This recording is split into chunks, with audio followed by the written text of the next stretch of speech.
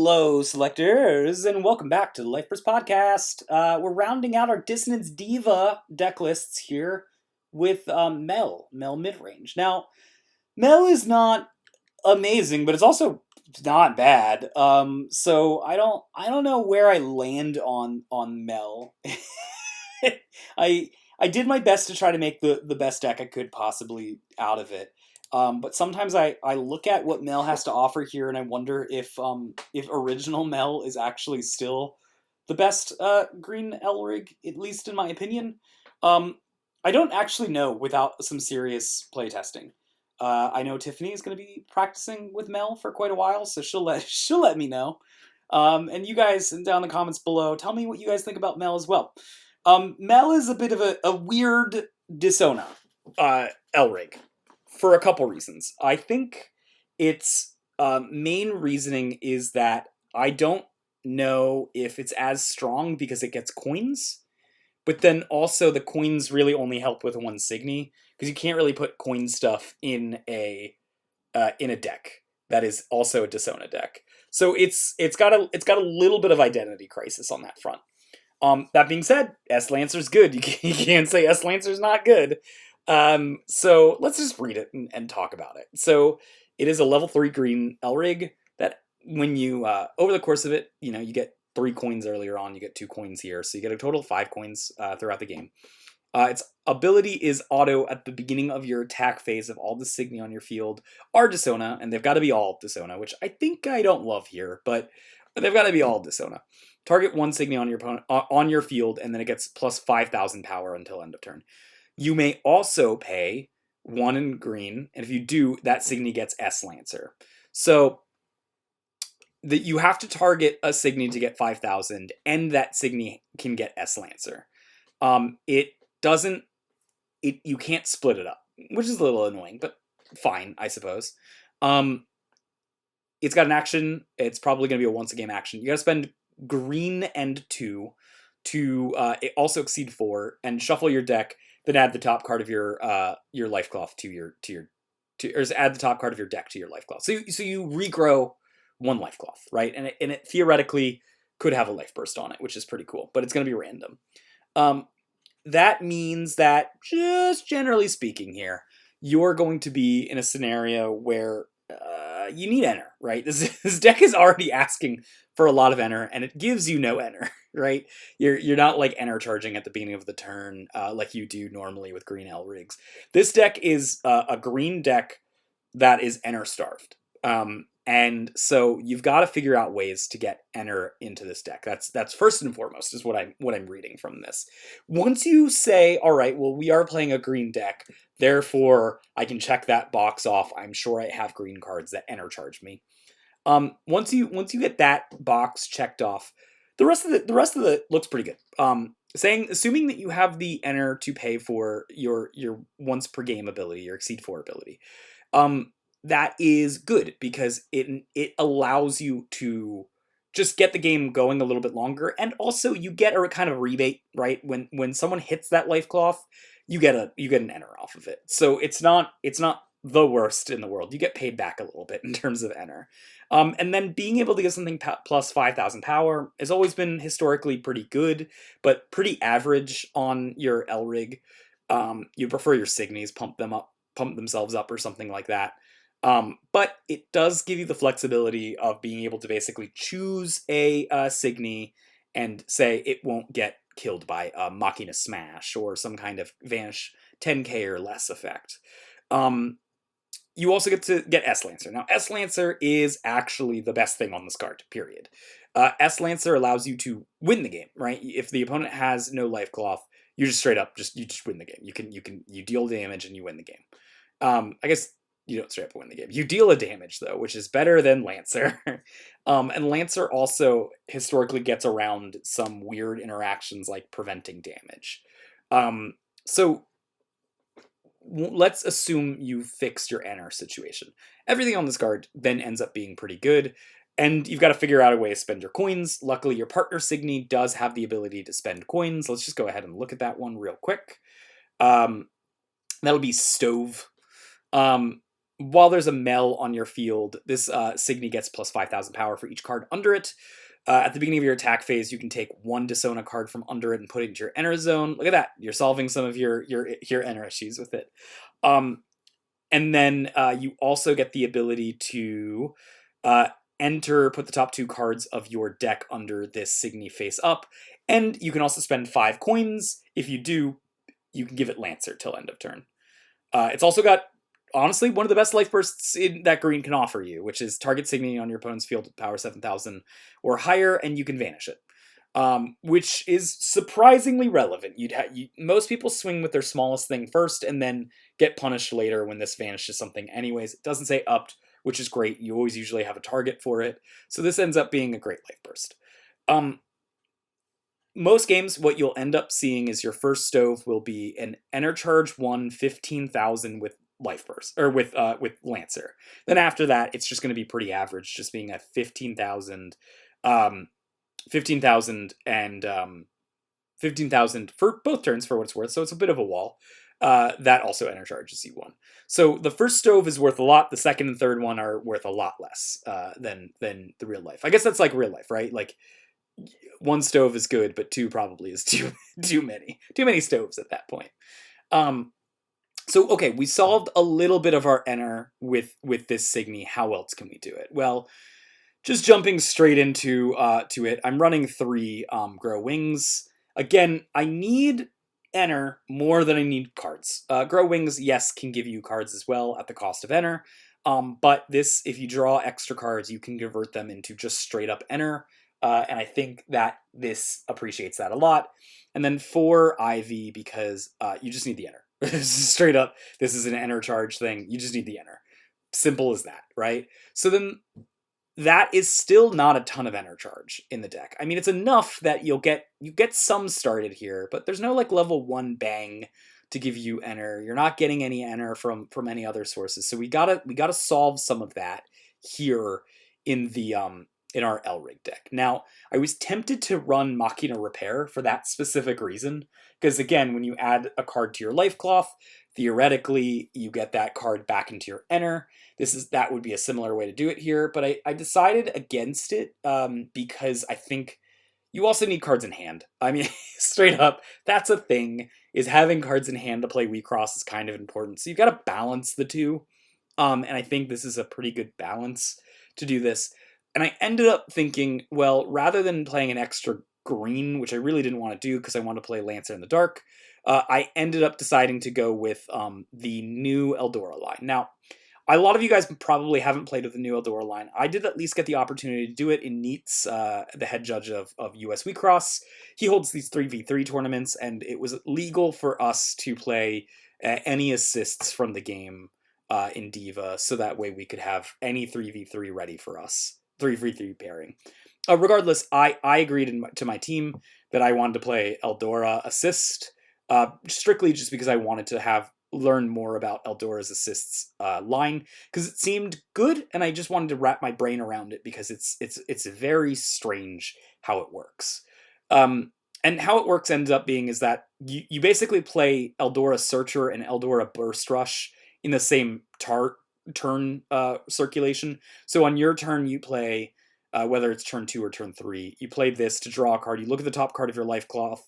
You see if it's got a burst, and if it doesn't have a burst, you shuffle it away, so you hopefully get something with burst.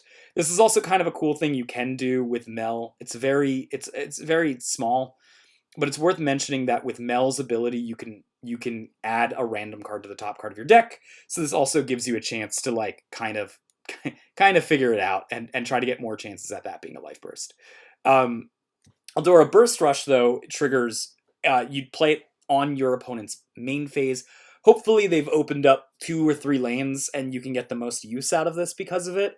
You use this then, and then the next time you would activate a life burst ability, instead you activate that life burst ability twice. You also get the enter ability to crush your own life cloth, shuffle your deck, and then add the card on top of it. So it gives you an enter right away. And then it also then triggers a life cloth crush if you want. This also again helps the more life cloth you have, the better chances are you have at getting bursts. So again, one of the things that kind of ties nicely into Mel with this type of thing. It's just a little bit of additional math.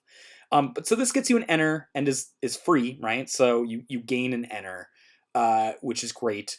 And also that should probably bring us to talking about the life bursts in this deck too. I went out of my way to try to make sure that all life bursts were relevant. I couldn't 100% do it, but I got close. Stoves, like I said, they're a good life burst. They can target multiple things. If you get it, I mean, if you get hit twice with the, if you get to do it twice with your Eldora, right? You can hit multiple things, even if things are upped or downed or whatever. It doesn't really matter. You're still probably vanishing 2 things on your opponent's field if you trigger it with the Eldora. 8,000 or less is really good in the early to mid game. It's a little less good in the late game to hit off of Eldora.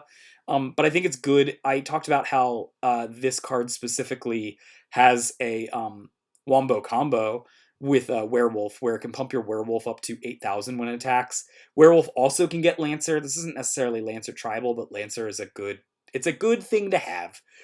So 8,000 power plus getting Lancer means that it can vanish most things with it, which is great. Triggering this multiple times too is fine.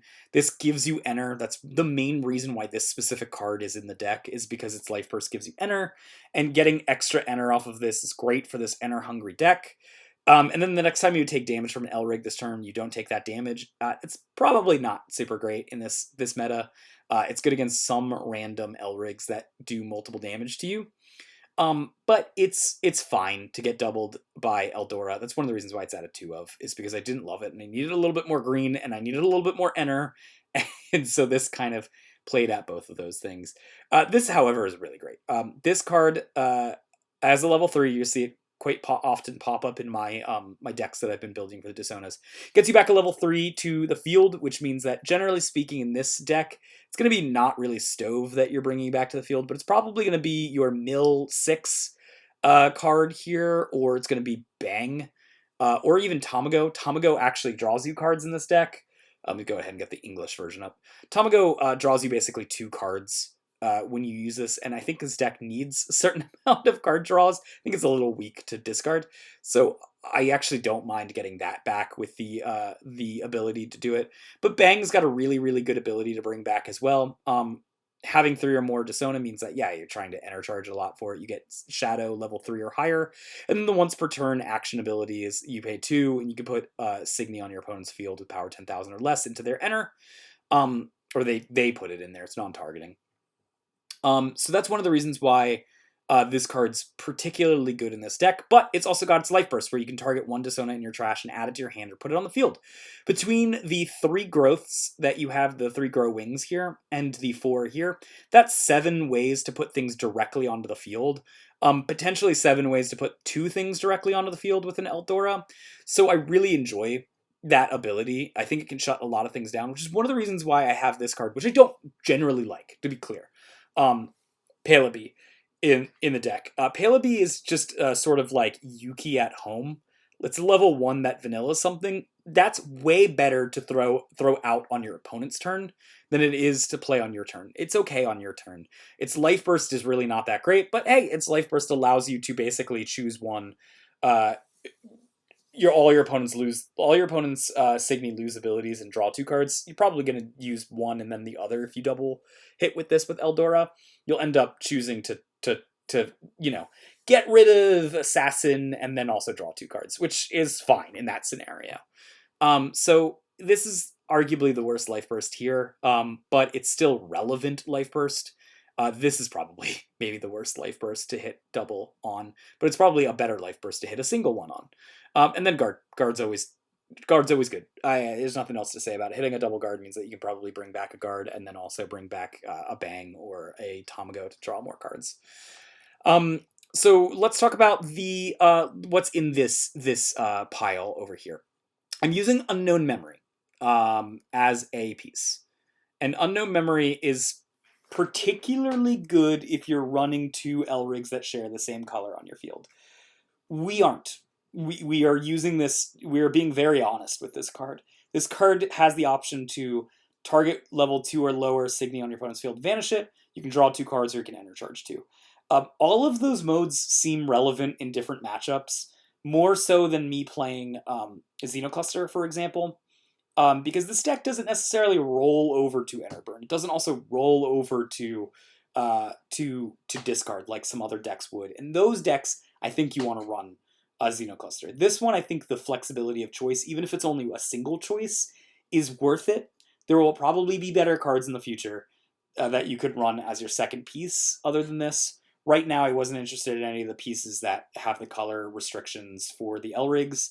And I really wanted to play Lancer in the Dark, so I wasn't playing like Dance in the Lance and then Unknown Memory. Lancer in the Dark gives you the ability to shuffle your entire trash into your deck. Then you can enter charge 2, then target up to 2 Disona in your enter zone and put them into the field. Generally speaking, I think you're probably not going to do...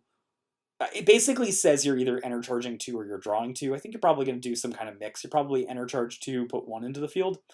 Then up to 1 Disona in your field gets S Lancer till end of turn. That's really good. It's just fantastic. It's actually one of the few things that green does like. Just this is an amazing reason to be in green. Period. So I think this is a great card to use. Definitely one of the reasons why I wanted to use it. It adds to the more mid-rangey approach of this, and I really think mid-range is where you want to be at. I know some people want to play this more aggressively, and they could certainly go aggressive with it. But I think if you're doing Lancer and you're doing safe damage, it puts me more in a mid-range approach. And being able to just say no to mill is absurdly strong. It's people run Innocent Battle, and that's the only thing they're getting out of it. This also allows you to cycle your deck and get potentially guards back too, which I think is kind of desperately needed because none of this gets guards particularly well. So that's the main reasoning I would have for it. Regardless of that, just let's talk about the main deck too. So we've got a really strong a main deck of level 1s that open up lanes. We've got Firecracker, opens up lanes, right? We've got Werewolf, opens up lanes, and we even have Musica, opens up lanes. So this is a higher than normal amount of level 1s that open up lanes. But actually, the strange thing is aggro, generally speaking, mixes level 1s, level 2s, and level 3s that open up lanes. Mid-range generally would prefer to have level 3s that open up lanes and level 1s that open up lanes, and then use their level 2s as utilities often. Or some kind of mix of that where they have a mix of utilities at level 1, mix of utilities at level 3, so they can mix and match as they need it. Usually doing 2 damage a turn on the field and then 1 on with your Elrig is generally speaking the MO of a mid-range deck.